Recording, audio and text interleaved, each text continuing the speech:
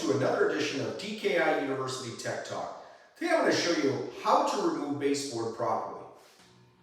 Okay, I want to explain some of the tools that you'll need to be able to remove the baseboard.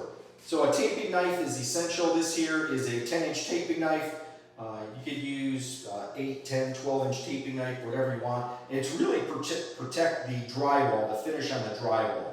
We're going to slide this in behind. After we separate that caulk joint, we're going to slide it behind to protect the wall. Also a 4-inch scraper knife. This is good for getting any caulk or glue that was on the back of the baseboard. I've got my mini pry bar here to go ahead and pry the baseboard off of the drywall, and a chisel is sometimes helpful as well. If this is really stuck on there, I could use my chisel in conjunction with my taping knife and get it behind there to pry that off a little bit in order to get my mini pry bar behind there. And then of course your utility knife with a fresh sharp blade in it.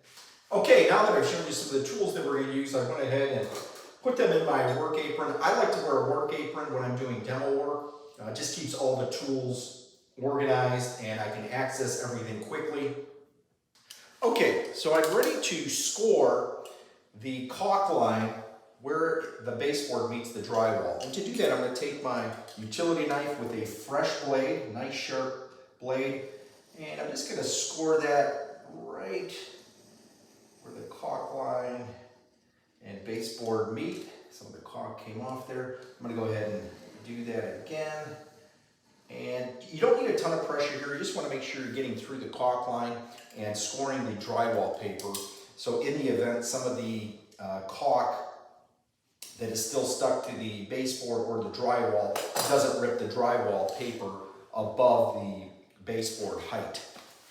Okay, now that I've got my caulk line scored with my utility knife, I'm going to take my taping knife here and I'm going to go ahead and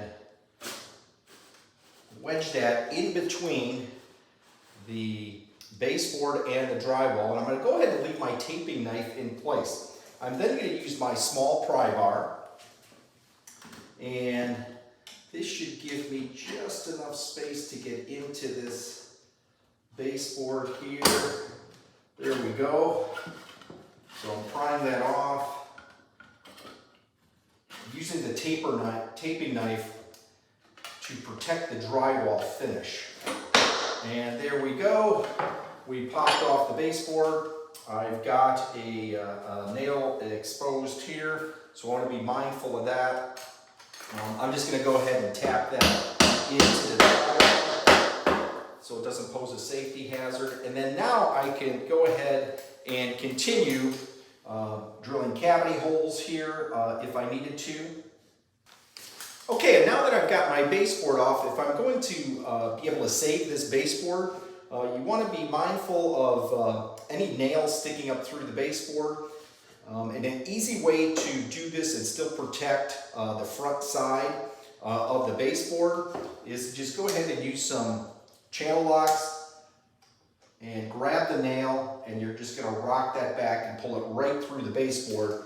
Now I've got a baseboard. The finish on the face of it is intact, nothing is blown out. I removed the nail, so this would be good to go to reuse if we're able to reuse that baseboard. If I'm not going to reuse that baseboard with the nail sticking out, I would simply take my hammer and just bend that nail over so it doesn't pose a safety hazard to anybody picking that up. All right, and thanks for joining me for this week's Tech Talk. We'll see you next week with a new topic.